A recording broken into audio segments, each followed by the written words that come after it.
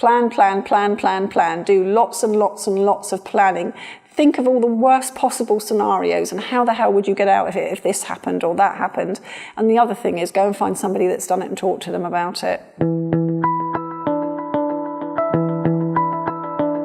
I think a company that plans are able to prioritise where they spend their time and focus, they're able to allocate resource, and that's the best way of overcoming the barriers, is by preparing and being, having a plan in place. That's always my first question. Is it right for you, and is it right for you now? Yes. And I always ask them to ask themselves a question before we start talking about, okay, let's work together and let's do it. Quite frequently, the plan does not exist. It's a concept, a thought. They may have had inbound orders and they now want to maximise potential, but how to go about that. So that's, I think, where the trusted advisor kicks in with some experience that can help start build the way forward, including the planning, including or getting to a point where they understand that there is an absolute resource requirement. And you can't, as you say, Esther, you can't just do it 5 minutes here and there. You've got to dedicate somebody to do that.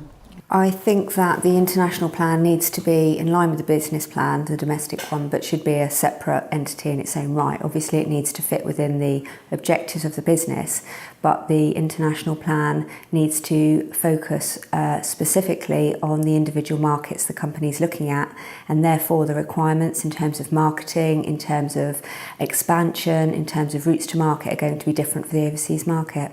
There are some differences, I think, in the way that you would write a domestic business plan to the way you would write an international one. But ultimately, the essentials stay the same. It's the detail that's slightly different. But I don't think the actual structure or the things that you have to put into it are different.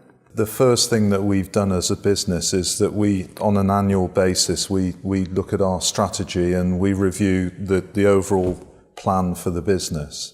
And then from that plan, we filter out measures that we'll be working with to make sure that we're going in the right direction to achieving our top-level plan.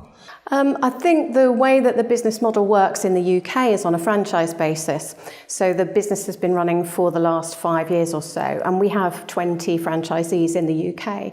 When I looked at having the business move to Australia, I was thinking that what we would do is just pick up the franchise model and move the franchise model to Australia. We review our strategy every quarter to make sure that we are working on the actions that have come out of that plan. And then we have KPIs that we work and measure each month, and the staff are also incentivised on. So they are buying into the plan because ultimately they get rewarded if we hit the measures. It was really interesting how we made the changes to our domestic business plan. It was following the research visit that we did at the beginning of the year. So the market research visit was really important as a way of looking at the way that the business was running in the UK and whether that was a realistic model. We thought it was going to be a realistic model to transfer into the export market, and we came back and have completely changed what we're doing in the UK. The business plan should be all-encompassing, that you really shouldn't be focusing on as part of the plan an area.